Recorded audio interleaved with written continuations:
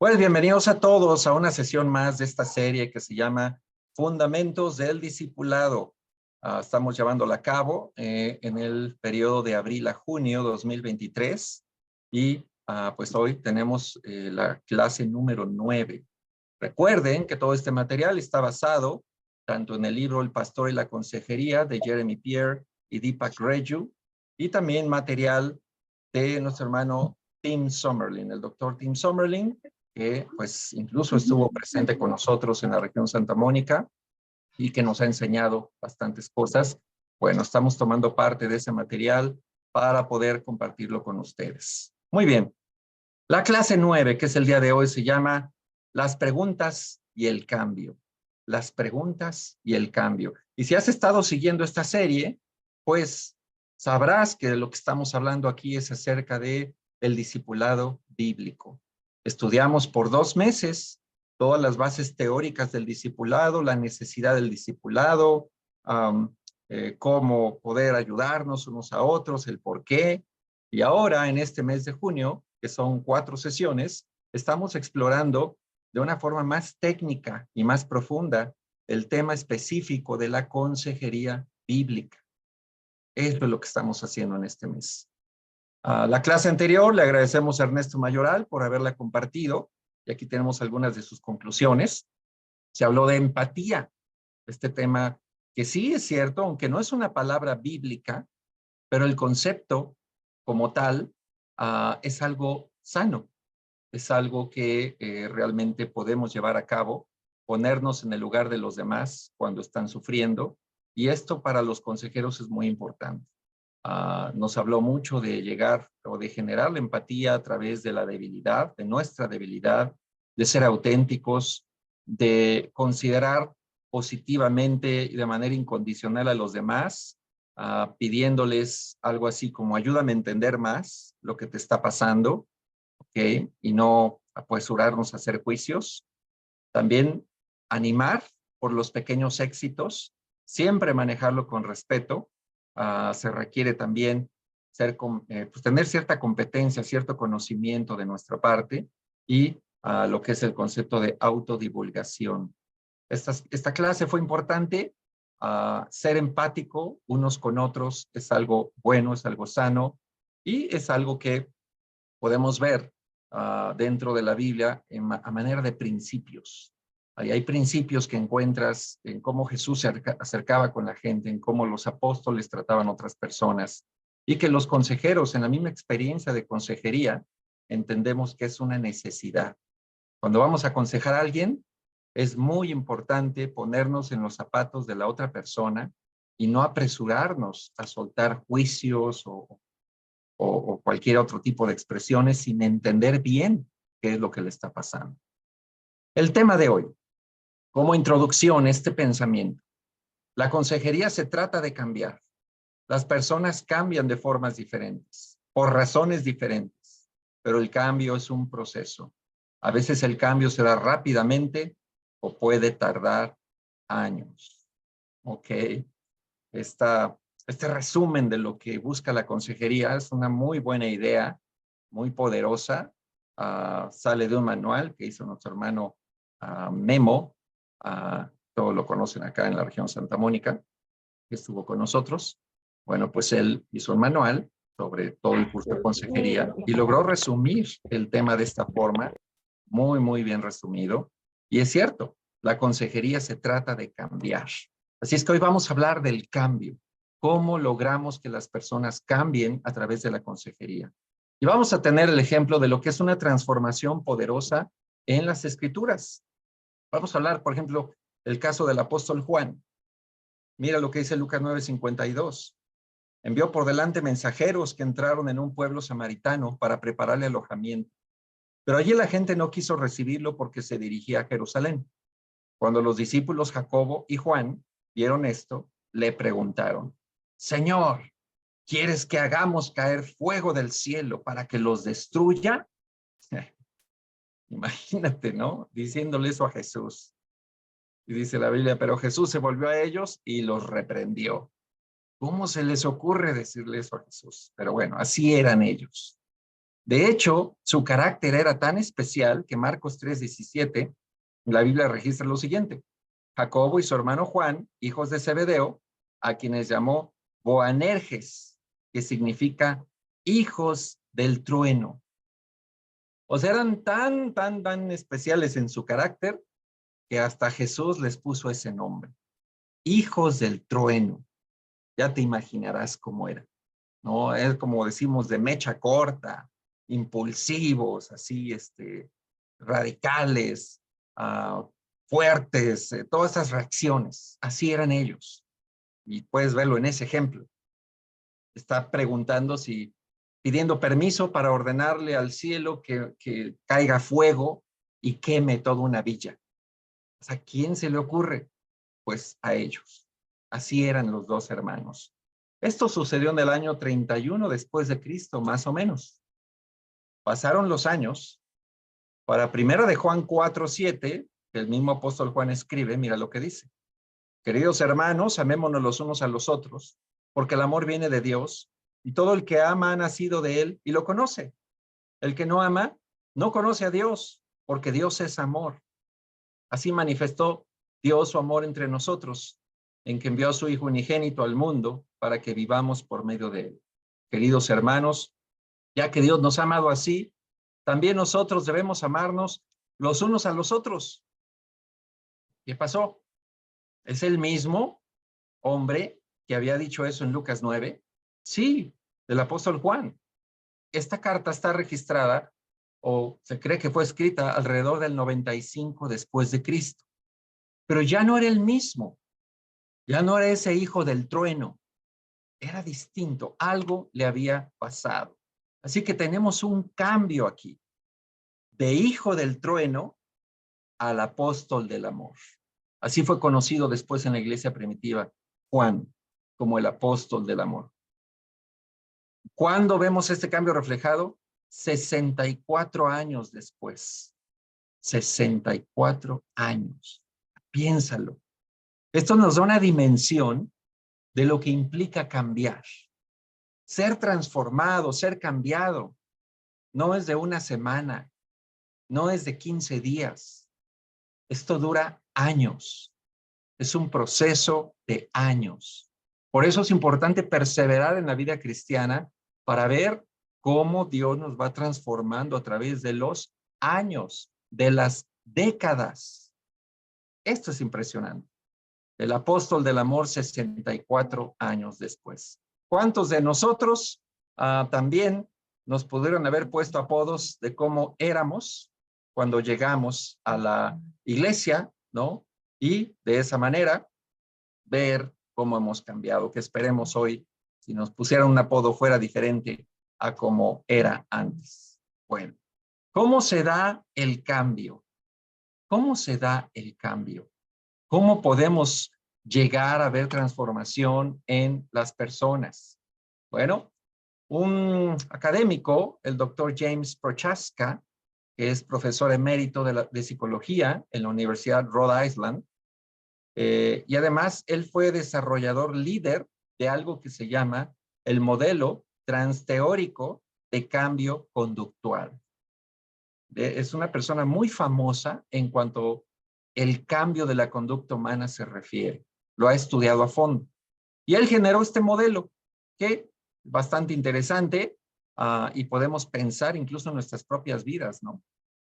Una primera fase que se llama precontemplación, donde las personas no tienen ninguna intención de cambiar su conducta, ¿ok? Dan un paso hacia una fase que se llama contemplación, donde uno sabe que existe un problema, pero no hay un compromiso para cambiar. Después viene la tercera fase, que es la preparación, donde ya hay una intención de tomar acción para hacer cambios. Ya tenemos la intención. Luego viene otra fase que se llama la acción, donde hay una modificación seguida para cambiar el comportamiento. Ya son hechos, ya se empiezan a hacer cosas. Después viene otra fase que se llama mantenimiento, donde hay cambios sostenidos, donde pues hay una nueva conducta, comienza a darse y sobre todo a reemplazar a la anterior. porque el mantener la intención de cambio va generando que se abandone la conducta anterior. Pero luego vienen las recaídas, que es volver a caer en hábitos o comportamientos del pasado, y después se regresa otra vez a la precontemplación. Y esto es un ciclo que sigue dándose y dándose con la idea de que una persona aprenda de cada recaída. La ciencia de la conducta ha reconocido esto. El cambio no es algo lineal. El cambio se tiene que ver más bien como algo circular. Y en cada círculo, la idea es ir progresando más y más, aprendiendo de lo anterior para mejorar. Pero a veces, aún los creyentes tenemos un concepto un poquito como cuadrado de cambiar.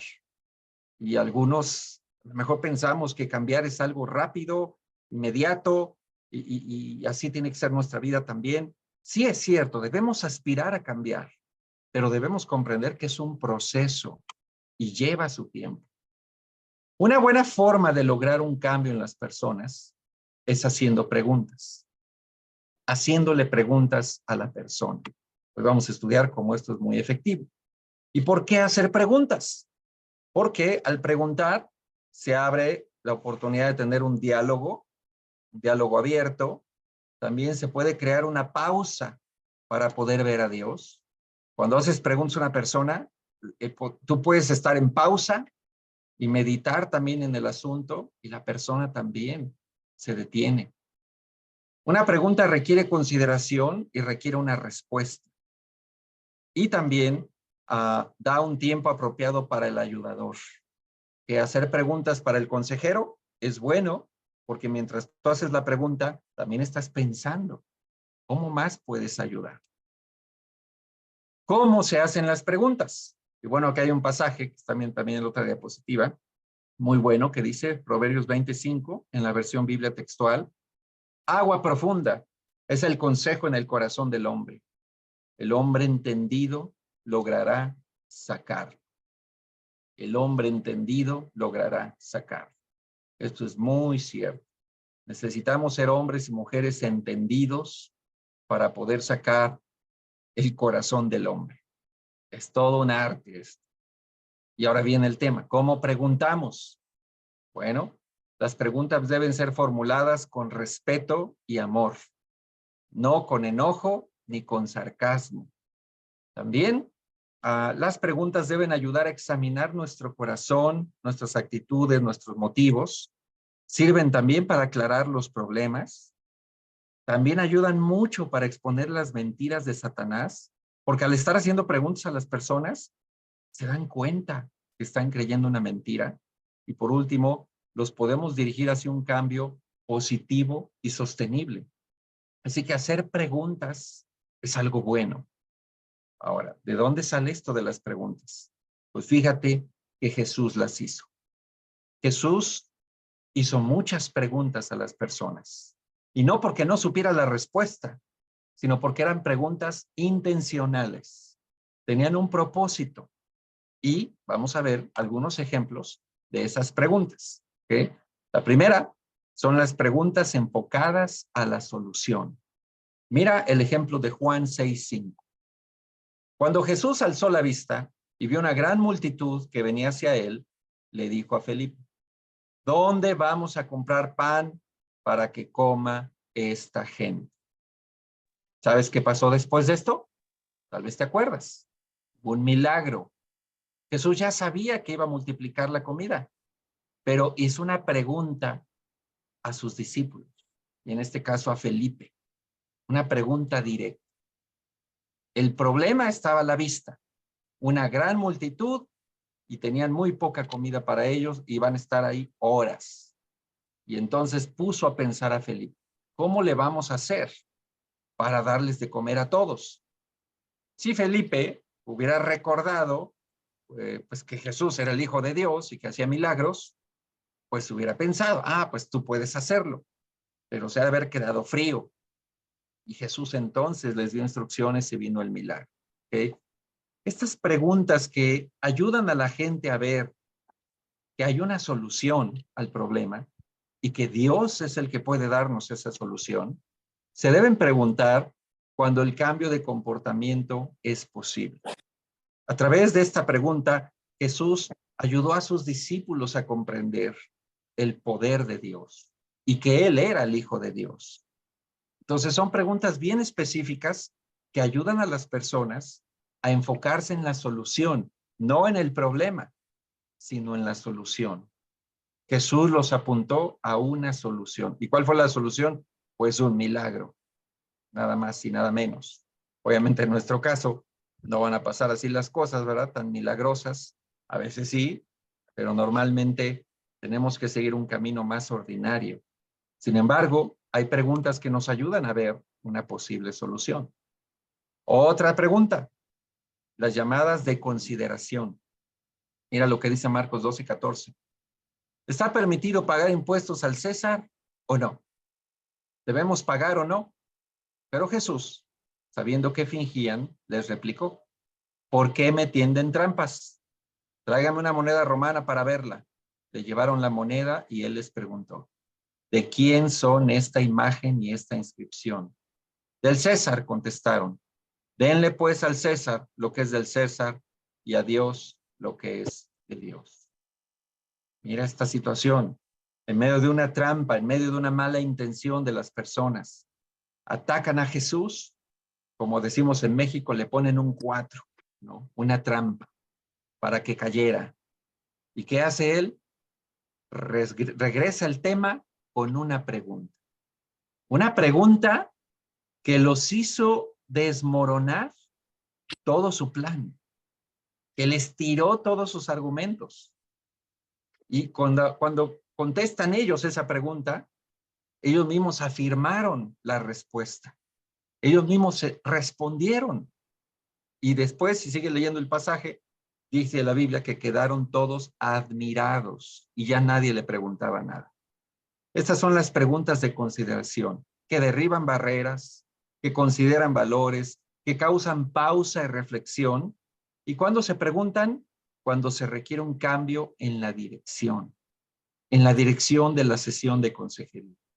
Cuando es necesario ya darle un cambio al tema, darle un cambio a la situación, adquirir otra mentalidad, se hacen preguntas de este tipo. Obviamente hubo un cambio en esa situación, muy fuerte, pero fue gracias a una pregunta muy bien pensada que hizo Jesús. Hay otras preguntas, como las preguntas obvias. Mira Juan 8:9. Al oír esto, fueron retirando uno tras otro, comenzando por los más viejos, hasta dejar a Jesús solo con la mujer, que aún seguía allí. Entonces él se incorporó y le preguntó, mujer, ¿dónde están? ¿Ya nadie te condena? Nadie, Señor. Tampoco yo te condeno. Ahora vete y no vuelvas a pecar. La famosa historia de la mujer de Juan 8. Bueno, aquí hay una pregunta interesante. ¿Dónde están? ¿Ya nadie te condena? No es sarcasmo, no es burla, es una pregunta obvia, pero que Jesús aprovechó esa situación para ayudar a la mujer a adquirir una convicción. Y él le dice, yo tampoco te condeno. O sea, ve la forma tan maestra, ¿no? De Jesús de manejar esta situación. Cómo ayudó a la mujer a creer en el perdón, que el perdón era posible porque la iban a matar. Y él ahí de esa manera le mostró la gracia de Dios de una forma impresionante. Ese era el momento adecuado para preguntar. Así que esa mujer después de ese momento salió transformada. Solo Jesús sí le puso una condición. Ya no vuelvas a pecar. Te perdono, pero ya párale. ¿Cuándo preguntar esto? Cuando se quiere llevar a casa un punto. Cuando queremos que las personas se lleven algo bien preciso y le hacemos una pregunta obvia. Y sabemos cuál es la respuesta, pero la hacemos para que la persona piense, ya sea en la gracia de Dios, ya sea en el perdón de Dios, ya sea en el amor de Dios, en cualquier concepto que tiene que ver con Dios, y hacemos la pregunta obvia. Así que Jesús era un maestro en esto. Otra pregunta, para buscar información. Juan 5:6.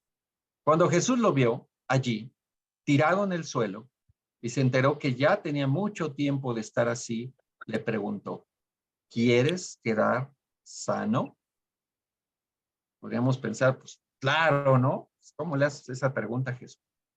Pero si tú ves la respuesta del hombre, comenzó a decir, no, pero es que yo intento meterme y siempre me ganan y ya me siento mal y bla, bla, bla, bla, bla, bla. Y obviamente el hombre también ahí ocultaba mucho en su carácter, ya estaba muy acomodado y le echaba la culpa a todos. Pero al Jesús hacerle esta pregunta obvia, también generó que el hombre detallara más su situación y él mismo expusiera cuál era el problema. Y entonces Jesús, si tú sigues leyendo la historia de Juan 5, que es increíble, lo hizo tomar responsabilidad de su propia vida y le dijo, levántate, toma tu camilla, anda. Y ni siquiera sin tocarlo, le hizo que él se hiciera responsable de su vida. Pero esta pregunta fue clave. ¿Quieres quedar sano? ¿Okay? Estas preguntas buscan entender antes de ser entendido, y buscan que la misma persona pues revele más cosas de su situación. ¿Cuándo se hacen estas preguntas? Cuando hay una situación muy compleja, dependiendo mucho del contexto en la consejería se puede llamar el cliente, pero pues del hermano o la hermana que estamos aconsejando. Y son preguntas muy, muy buenas que tienen muy buen resultado. Cuando hacemos que la persona pueda meditar más en la situación y dar más información al respecto. ¿Okay? Entonces, esas son las preguntas de búsqueda de información. Vamos a ver otra. Preguntas de eventos de gracia. Mateo 21:5. Muchachos, ¿no tienen algo de comer? Les preguntó Jesús. No, respondieron ellos. Tiren la red a la derecha de la barca y pescarán algo. ¿Recuerdas este pasaje? Jesús estaba a punto de hacer otro milagro y les hace una pregunta que los ubica en la situación actual. Estaban frustrados, estaban cansados, no habían tenido éxito, no había comida. Y él, con esa pregunta, los apunta hacia un evento milagroso que iba a pasar. ¿Okay? Pero este evento milagroso no era nuevo. Ellos ya habían visto milagros en el pasado. Entonces, esto que pasó les hizo recordar quién era Jesús, y les hizo entender que era el Hijo de Dios. Y bueno, estos son eventos del pasado, como ayudar a la persona a recordar eventos del pasado, que les hacen entender la gracia de Dios y los apuntan a soluciones. Es recordarles lo que Dios ya hizo. Y esto nos pasa muy, muy seguido en la vida cristiana. Hace 20 años pasamos situaciones difíciles a lo mejor. Vimos el poder de Dios resolviéndolas en nuestra vida, pero después se nos olvida. Y volvemos a estar en una estación parecida, ya se nos olvidó. Y estamos ahí todos estancados en una cuestión ahí, pues difícil y no vemos esperanza, no vemos salida, pero ya hemos visto antes el poder de Dios. A veces necesitamos que alguien llegue y nos recuerde. ¿Te acuerdas cuando pasó esto, aquello? ¿Te acuerdas cómo sucedió? ¿Te acuerdas cómo Dios trabajó? ¿Te acuerdas cómo fue el poder de Dios en tu vida en ese momento? Porque hoy no puede ser igual. Dios ha cambiado. Entonces empiezas a ayudar a la persona a reflexionar. ¿Okay? Estas preguntas son buenas cuando la persona se acusa, pues a ella misma, se autoacusa para mentes muy culposas. Y cuando también hay pensamiento muy humanista que no considera a Dios, donde Dios no está en la foto y solo las fuerzas humanas que están a su alcance. Son preguntas de eventos de gracia, recordando lo que Dios hizo en el pasado. Hay otra muy buena, preguntas de búsqueda de visión. Mira Juan 21:15. Cuando terminaron de desayunar, Jesús le preguntó a Simón Pedro, Simón, hijo de Juan, ¿me amas más que estos? Sí, Señor, tú sabes que te quiero, contestó Pedro. Apacienta mis corderos, le dijo Jesús. Bueno, Ya sabes el contexto de Juan 21, ¿no? Cuando Jesús restaura al apóstol Pedro y pues ahora sí que lo vuelve a conectar con su grupo. Pero le hace una pregunta difícil. ¿Me amas más que estos? Una pregunta que lo hizo pensar en todo lo que había hecho. Negarlo 3 veces, abandonar al grupo, no estar ahí con Jesús en sus últimos momentos. Todo su mundo ahí con una pregunta. Y Pedro respondió. Y entonces Jesús aprovechó su respuesta para darle una dirección. Apacienta mis corderos. Y lo hizo 3 veces. Este tipo de preguntas son un empujón a una visión para el futuro. Son para motivar, para transmitir sueños, metas, valores, ese tipo de cosas. Son preguntas que ayudan a las personas a tener como una luz hacia el futuro. Y Jesús era muy bueno para hacer estas preguntas. ¿Cuándo se hacen? Cuando la persona tiene una baja esperanza, cuando tiene una pobre motivación o cuando está confundido sobre la dirección en que debe ir, la dirección para recuperarse. Necesitamos hacerle preguntas a la persona que la ayude a entender que Dios tiene un plan para su vida. Y obviamente estas preguntas deben ser bien formuladas para ayudar. ¿Okay? Por eso les decía que al inicio de este tema que la consejería bíblica es un arte realmente. Necesitamos estar bien pensantes cuando estamos aconsejando para poder hacerlo bien. La última pregunta que creo yo, en mi opinión personal, y esta es de mi cosecha, le llamo yo de revelación. Creo yo que esta es la más importante de todas. Mateo 16:13. Cuando llegó a la región de Cesarea de Filipo, Jesús preguntó a sus discípulos, ¿quién dice la gente que es el Hijo del Hombre? Le respondieron, unos dicen que es Juan el Bautista, otros que Elías y otros que Jeremías o uno de los profetas. ¿Y ustedes? ¿Quién dicen que soy yo? ¿Quién dicen que soy yo? Esta pregunta, Jesús preguntándole a ellos directamente, ¿ustedes quién dicen que soy yo? ¿Quién creen ustedes que soy yo? La respuesta a esa pregunta era clara. Pedro contestó, él era el Mesías, y Jesús lo reafirmó y le dijo cosas increíbles por esa respuesta. ¿Okay? Creo yo que cuando las personas no entienden realmente quién es Dios y no entienden realmente quién es Jesús, es cuando más perdidos podemos estar. Y aún entre creyentes o no creyentes por igual, nuestras formas equivocadas de ver a Dios o de entender quién es Él, muchas veces nos llevan a los peores rincones, a los peores agujeros, porque no entendemos quién es Dios. Por eso le llamo preguntas de revelación, porque se dan en situaciones donde la perspectiva sana de Dios está comprometida.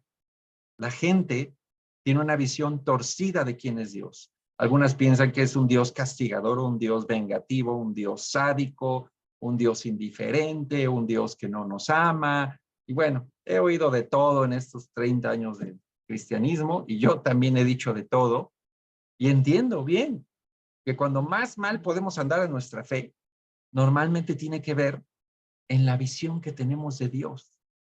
Está equivocada. Por eso creo que es una de las preguntas más importantes en la consejería. ¿Cuándo se hacen estas preguntas? Cuando la persona está confundida o equivocada en su visión de Dios o de Jesús. ¿Okay? Son preguntas de revelación. Entonces, estas, pues, incluso recuerdan que en el año 2014, los que estábamos en la región satélite, manejamos este librito, ¿Quién dicen que soy yo? Fue un gran tema y fue algo muy bueno. Y, por cierto, les digo que en este segundo semestre del año, los domingos, vamos a tener una serie especial que se va a llamar Redescubriendo a Dios, donde el enfoque es precisamente en tratar con pasajes que nos ayudan a replantear quién es Dios y conocerlo mejor para que nuestros amigos y nosotros mismos realmente comprendamos al Dios tan grande que tenemos y a Jesús, su Hijo. Así que va a ser muy, muy emocionante. Va a ser una gran serie para que invitemos amigos, familiares y puedan descubrir quién es Dios. Conclusiones de esta clase número 9. Ya estamos terminando. Recordemos entonces que las preguntas ayudan al cambio. La consejería siempre busca lograr un cambio. Para eso existe. No es solo para echarnos ánimo y porras de una manera superficial. No. La verdadera consejería bíblica nos lleva a cambios. Número 2. Las preguntas intencionales bien hechas ayudan a un cambio. ¿Okay? Estas preguntas están bien pensadas y realmente sí llevan a la persona a cambiar. Número 3. Imitemos las preguntas de Jesús. Pensemos en estos varios tipos de preguntas y cuando estemos en una sesión de consejería, da un buen tiempo para que hagas preguntas a la persona, pensando en cómo lo hacía Cristo. Y por último, cuando la gente responda, aprende a escuchar, porque luego no somos buenos para escuchar. Escuchemos la respuesta, escuchemos lo que dicen. Yo me he pasado sesiones de consejería donde 1 hora completa solo hago preguntas y todo es respuesta, respuesta, respuesta, respuesta y sigue, y sigue, y sigue, y sigue. Pero a mí me está ayudando todo eso, a comprender la situación de la persona, a armar una estrategia de cómo lo puedo ayudar, a pensar en qué escritura puedo mostrarle, a pensar en qué cosa de mi vida le puedo compartir. Pero primero tengo que escuchar. Así que hermano, hermana, tú que aconsejas a otros, haz preguntas y escucha las respuestas. Y eso va a ayudar a que veamos cambio. ¿Okay? De esa manera concluimos la clase número 9, las preguntas y el cambio, y cerramos grabación.